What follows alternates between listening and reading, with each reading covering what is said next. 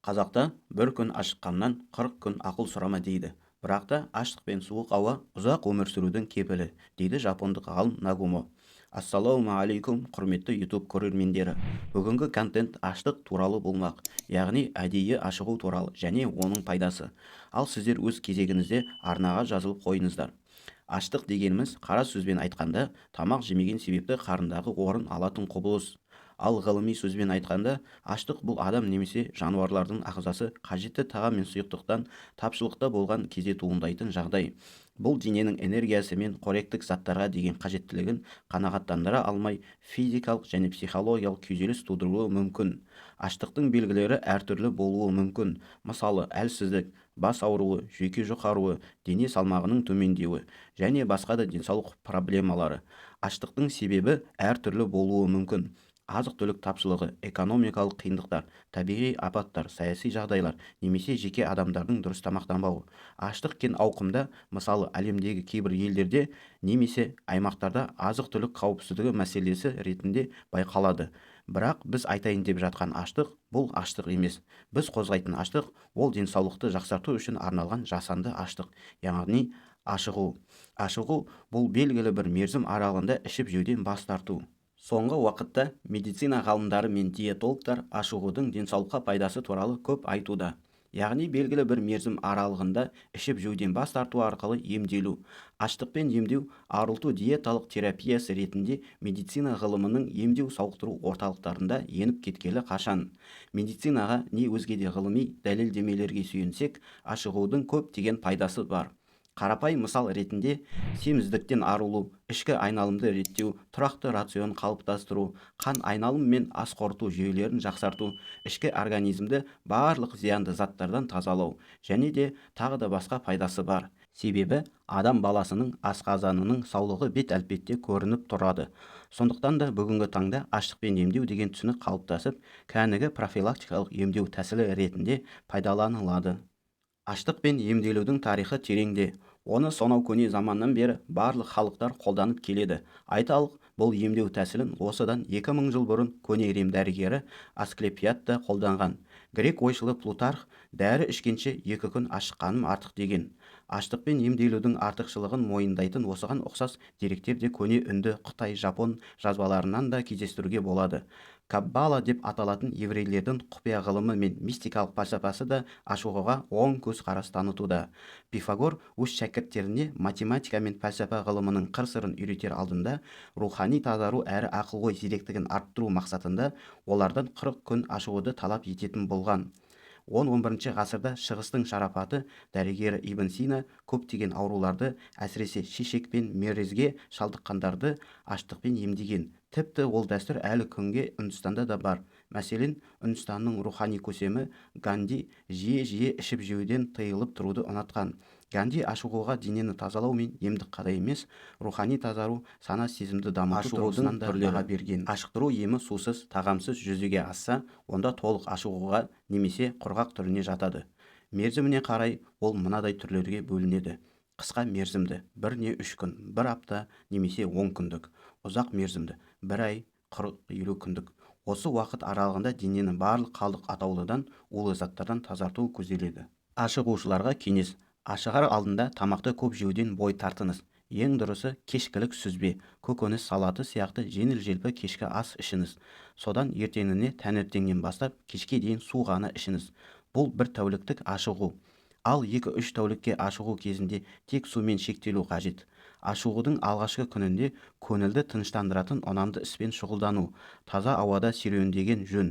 Физикалық және ақылмен белсенді айналысатын істерден аулақ болу керек. Егер 2-ші күні де өзіңізді жақсы сезінсеңіз, онда 72 сағаттық ашығуға кедергісіз көшуіңізге болады. Далаға серуенге шыққанда жылы киініңіз. Ашығу барысында байқалатын алғашқы кездегі әлсіздік, ұйқысыздық кейін келе жоғалады. Тіліңіздің ұшындағы сары немесе ақ түсті түйіршіктер кейін жоғалып кетеді. Одан қорқудың жөні жоқ. Аузыңызға келген сілекейді жұтпай, түкіріп тастап отырыңыз. Ашығу кезінде улы заттар денеден шығады. Сілекейде де сондай залалды заттар болады. Ашығудың әсері: ашығу кезінде ағза қандай күй кешеді? Ашығу нәтижесінде венуланың қылтамырларымен тоғысқан жерінде бос қуыс вакуум пайда болады. Ал қылтамырлардың бос қуысы өз кезегінде қан айналымының қозғаушы күшіне айналады. Ендеше бос қуыс ол күш деген сөз. Ал ашығу сол бос қуысты жасау арқылы адам денесінің тұтастай қозғаушы күшін тудырады. Сумен ашығудың пайдасы. Ең алдымен ағзаларыңыздағы иммунды қуат көбейеді. Бұл қуат бойыңыздағы барлық ауруларға қарсы тұратын, адам денсаулығын қорғайтын қуат. Адам ағзасы тазарады. Ас қорыту сияқты ауыр бейнеттен құтылған ағзалар тынығады. Соған орай психикалық тынығу, яғни уайым қайғыдан арылып жүйкенің тынышталуы байқалады. Ашығудың тағы бір үлкен пайдасы, бір күнгі ашығу адам ағзасын 3 айға жасартады, дейді ғалымдар. Яғни адам неғұрлым көп ашықса, соғұрлым жасара түспек. Артық салмақтан зардап шегіп жүргендер үшін ашығудың ең үлкен нәтижесі бойдағы жиналған майдан арылу, артық салмақтан құтылу болып табылары анық. Ашығу міндеті әсері жөнінен төмендегі топқа жіктеледі. Бірінші, тұрақты теңестірілген қорек. Екінші, ішекті тазалап, ағзадан уларды шығарады. Үшінші, қорғаныс қабілетін, яғни иммунитетті реттейді. Төртінші, реңіңізді кіргізеді, сондай-ақ жасарып, құлпырып кетесіз. Ашығу өзіңді бірдемеден тежеу емес, керісінше тамақтану. Сен өз тәніңді тамақтан тежеген мезетте басқа денелерің жұмыс істей бастайды. Ашығу тек тамақтан бас тарту емес, кейбір сезімдерден, өзіңді мазалап бөгет жасап жүрген ойлардан да бас тарту. Үнемі жеу, ішу, шоғырлауға құмартудың орнына бас тарту мен азат болуды да үйрену қажет. Топтастырып, жинау кері кетуіңді үдетеді. Әрбір жаман ойың, сезімің және қалауың қыстағы ағаштың бұтағына жабысқан қырау сияқты. Қырау еру үшін көктемгі күннің шуағы қажет. Сол мезетте біз өзімізбен өзіміз боламыз. Қай уақытта ашыққан дұрыс? Ашығу денсаулыққа жетелейтін салауатты өмір сүрудің әдеті. Егер жағдайы келсе, кімнің болмасын, аптасына 24 сағат ашыққаны дұрыс болар еді. Осы мезетте рухани істермен ғана шұғылданыңыз. Өзіңізді шабыттандыратын жақсы кітап оқып, жанға жайлы нәрсе тыңдап, сезіміңіз бен ойыңызды тазалаңыз. Бірнеше тәулік бойы ашығу пайдалы, бірақ осы кезеңге сәйкес қолайлы жағдайың болу керек. Ашығуды демалыс күндері не демалыс айларында ұстаңыз. Ашыққан кезіңізде ауа тамақты алмастырады. Сондықтан да ашығуды таза ауасы бар жерде өткізуге тырысыңыз. Саяжайыңызға кетіп қалсаңыз тіптен жақсы. Ал ауылды жерлерде тұратын ағайындарда осы мүмкіншіліктердің бәрі де бар. Ашығудың көмегімен қалай толықтауға болады? Көптеген адамдар салмағының аздығынан зардап шегеді. Олардың көпшілігі диетологтардан көмек сұрап, салмақтарын көбейту үшін арнайы мәзір тағайындауларын өтінеді. Олардың кейбіреулері жас күндерінің өзінде де тұмауратып тоңып жүреді. Бұған қоса олар өздерінің арықтығынан ұялады.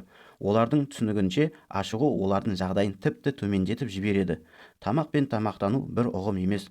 Құрамы майлы, көміртегі көп, қан, сүт, кілегей және тағы да басқа майлы тамақтар қосылған мәзір жасауға болады. Бірақ бұлар салмақ қосуға да тіпті көмектеспейді. Олар осындай тамақ ішсе, одан сайын арықтай түседі. Адамның салмағы қанша тамақты жеп ішкеніне байланысты емес, оның ағзаға қанша мөлшерде сіңуіне байланысты. Сіңіру нашар болғанда қанша майлы, күшті тамақ ішсең де жұмырыңна жұқ болмайды. Салмақ қосып семірмейсің. Қалыптан тыс арықтау денсаулықтың жалпы нашарлауының белгісі.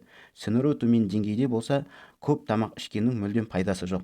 Салмақ қосудың құпиясы мынада: ашығудың көмегімен тамақ сіңірудің жұмысын жақсарту. Салмағы төмен адам тек ашығу арқылы ғана тамақ сіңіру механизмін қалпына келтіре алады. Ашығуға болмайтын жағдайлар.